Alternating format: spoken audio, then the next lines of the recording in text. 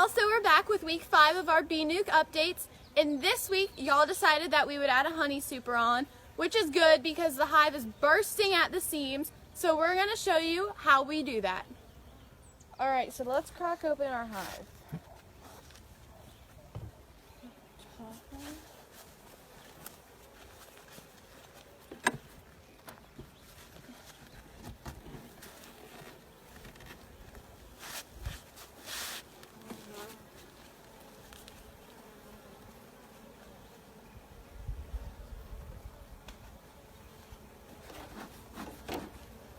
We're going to smoke our bees down. And then as we go through this hive, we're going to be looking for honey frames to take out and move into our top box with our honey super. Get this first one out.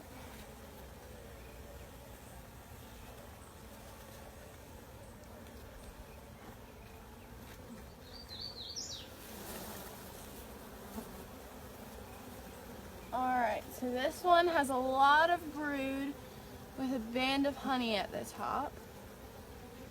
And it looks like the same thing on the back. So we'll put this over here for now to give us more space to work in our box.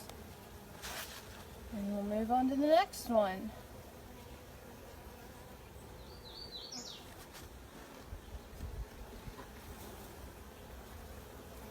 Alright, so this one has some brood at the bottom with some honey on the top, and same thing on the back.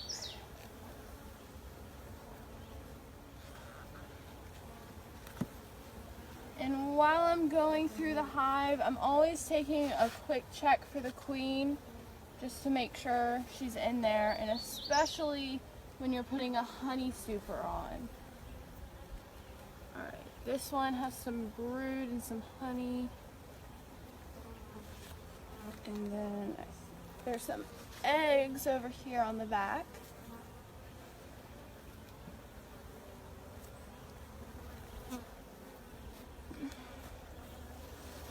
So like I said, we're looking for frames with honey in order to move into the honey super, and we have to make sure the queen's not on there. This is just more brood. We have to make sure the queen's not on there, or else she'll lay in the honey super box. And then when you extract, you'll end up with eggs in your... Alright, so this one just has some more eggs, some more brood. So it looks like our queen's been pretty busy, so it's a good thing we are putting a honey super on this week.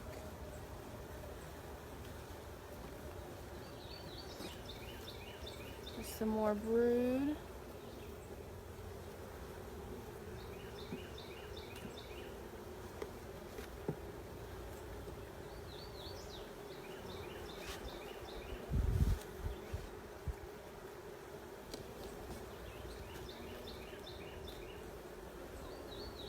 Alright.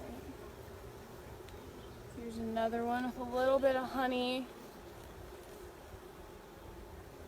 I'm checking real quick just to see if there's any eggs in these cells.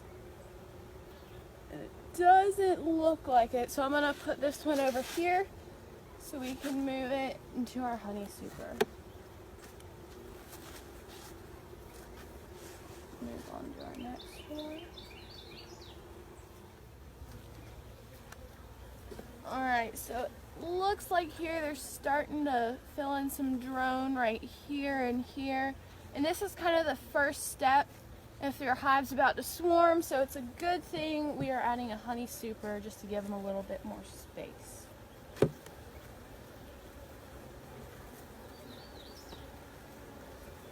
Alright, this one looks like it's just honey. I'm going to do a quick check for eggs just to make sure. Quick check for the queen too. Alright, this one looks like a good one to put in our top box. And then we got our last frame, which looks like a lot of brood, a lot of eggs. same thing that's been happening in most of these frames. So now we're going to put this one back in, the one we took out just to give us some more room.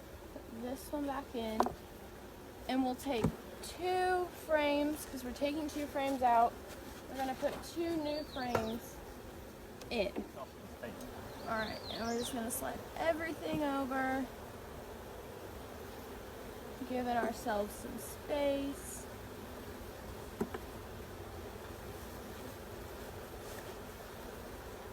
So now we're going to take the bees, we're going to just shake them right into the hive. Alright, so now I'm going to fill in the remaining gaps. One here, it's slightly drawn out already, just to give our bees a little head start.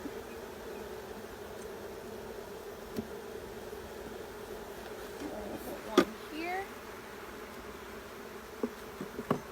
Now before we start our super, we're going to center our frames like we always do.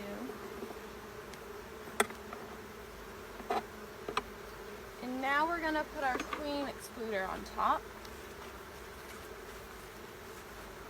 Careful not to smush any bees.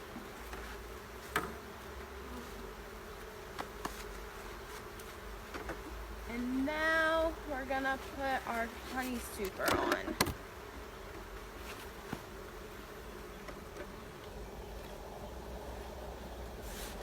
Center it without moving the queen excluder.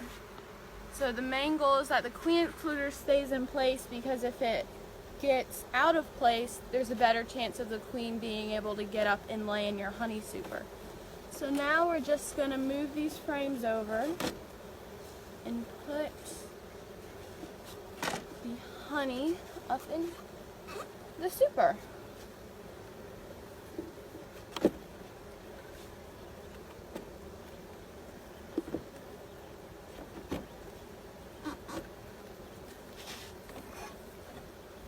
Now, if you're not sure if you got the queen off before putting your frames up in the honey super, you can always check back in the next week, and if there's eggs laid in these frames, then you know the queen's up here, and you just got to try to find her and bring her back down.